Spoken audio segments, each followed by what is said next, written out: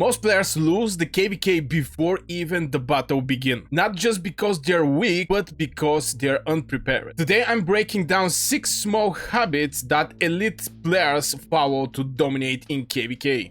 And if you start using them now, your next season could be your best. Hey guys, it's Burgers here, and today I'm going to talk about the KvK and how to prepare for the KvK. I'm going to go over some tips and habits that I'm personally do and I see other elite players also do. So don't forget to hit one like and subscribe if you're interested in this type of Call of Dragons content. Let's start with something that 99% from the players overlook but makes a huge difference if you're not leading the charge. And I'm talking about army groups. Right now I'm not in KvK, so we're watching a BXS against ACDC, but army group, you have an option. If I go in my kingdom, I'm going to directly show you. When you're launching a rally, you have an option to create an army group. Why this is important? It's just because when you have, let's say for example, Bakshi and Emrys, you can put it there and some other people can use this legion in their army groups. Like this, you're going to have somebody to actually take care about your legion from Cavalry. Again, it can be Bakshi, Emrys, it can be whatever. Whatever is your best Cavalry legion, and put the best artifact there. And like this, you're going to contribute to your alliance by a lot. Also, you're going to get a lot of merits. Most of the times by the policy, you're going to have like even extra 10% more merits. So why not putting your cavalry legions in the queue, somebody to use it, and you get some extra merits like this? Because it's a little hard if, for example, I'm mage main, if I have to also take care about my cavalry, it's going to be very painful. If I have to take care about my infantry, okay, I take care about my infantry, okay?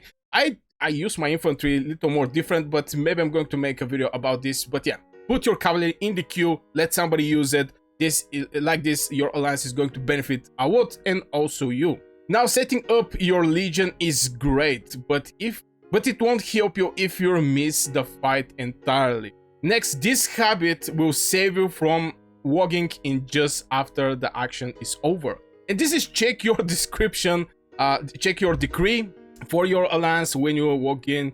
Obviously you're going to have some alliance decree where you're going to see some stuff. For example, the training buff, you're going to know exactly where to log in the game. Again, here we don't have any PvP or some kind of this type of information, just because we're not in KvK. But normally in the decree you're going to see some information where you're going to strike. Mostly it's not going to be in the decree, let's be honest, but you're going to get a lot of information from the alliance decree. The other place is of course the Discord. Always check the announcements. Like this, you're not going to miss a fight, you're not going to miss a signature for Roots of War or whatever. This is just a great habit.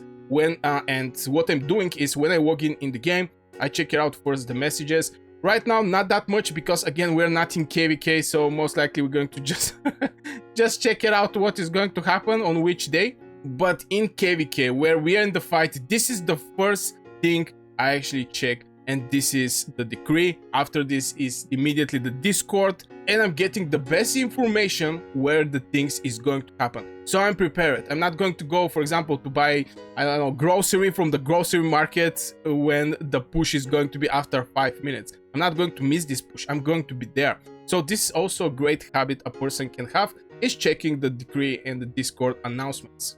And yeah, before jumping into the game, always check the Discord in the game, the decree, to know what is coming, behemoth fights, gate pushes, or raids, or whatever. You're not going to be late for this type of events, unprepared, or just wasting your time, you know. Log in and you want to do something, but there is nobody to do that something with. So far we covered how to stay relevant in the fights and how to not miss them. Now let's check out the habits that give you hidden power advantages on the battlefield. And if these tips already give you some good ideas, don't forget to hit one like over the video. Also subscribe if you're new to this channel. Join the Discord, you're going to find the link in the description, and also you can become a member of this channel, getting access to my live streams and getting shout out in my next video. This next one is all about passive power. Most ignore it. I personally did it like 2 seasons, but not anymore. Top players track like a hoax, and what I'm talking about is the seasonal policies. Right now I don't have any policies, but here is one great suggestion I can actually give you for the seasonal policies is try to always, okay, I don't say gem, but here's what I'm doing. Now the policies, you know, leveling, Obviously, these days you're not going to have any struggles with the prestige. Back in the days, we have a huge struggles with prestige, but the game actually increased how much prestige the Darkling Patrols are giving, or how much prestige the Darkling Force was giving. But these days, start the small one. When you're extremely active, basically you're playing the game, start a small researches, like 5 minutes, 7 minutes, 15 minutes, 20 minutes, 1 hour. With the Alliance helps, you're going to finish them extremely fast and you're going to be online to start the next one. Why is this important? It's just because elixir production speed, all these benefits, if you don't focus to open as much policy as you can before the gate open and you're going to face the other kingdom, well, you're going to be in big trouble and the enemy is going to have advantage over you. They're definitely going to check out their policy. So yeah, do you a favor and track your policy. Now for the watch researches of the policy, sometimes I use gems. I just don't have that much time, especially for warrants. Now warrants is extra pet skill card per day, so it's something that is must do, must get. So yeah, focus extremely hard over your policy. Don't have a free spot. When you go to sleep, start some policy that is like 5, 6, 7 hours. And when you wake up and you start playing, start some policy that's like 7 minutes or maybe 20 minutes, 1 hour, maybe 1 hour and a half or 2 hours, but you're still going to be there. Now, of course, you can spend gems and speed up the process, but if you want to be efficient, always track and have this habit to see where the policies are and is there something that is going to be researched there, because you don't have second queue there.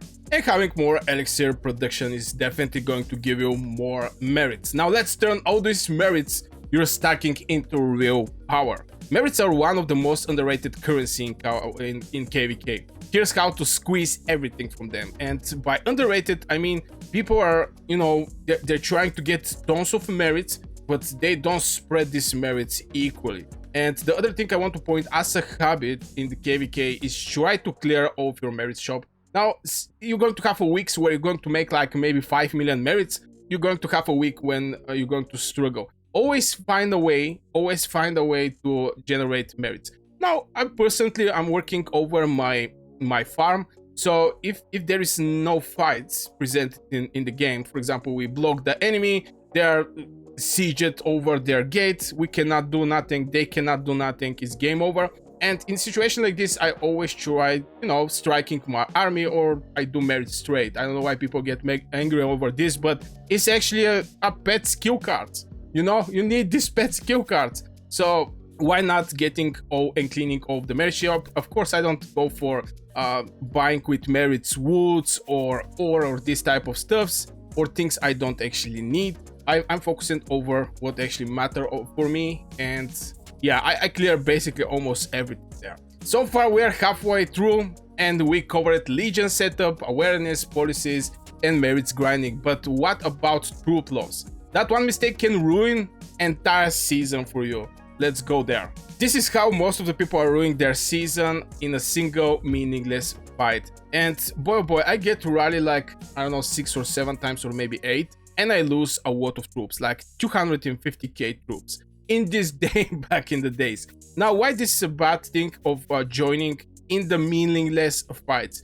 And there is a lot of meaningless fights in Call of Dragons, I'm not gonna lie. For example, let me bring my special weapon. Now, for example, you have a bastion here. Here's the thing where I really don't understand why the people don't avoid these bastions, but boy oh boy. You have a bastion, let's say here, this bastion is placed here. And you're somewhere here. All this territory is actually your territory. Now, the bastion may have a range, maybe something like this, for example, or maybe even further, maybe somewhere here. I really don't understand why the alliances don't ignore these bastions, why people want to rally these bastions. Running a bastion is dead troops. So I suggest just getting 1 tower here.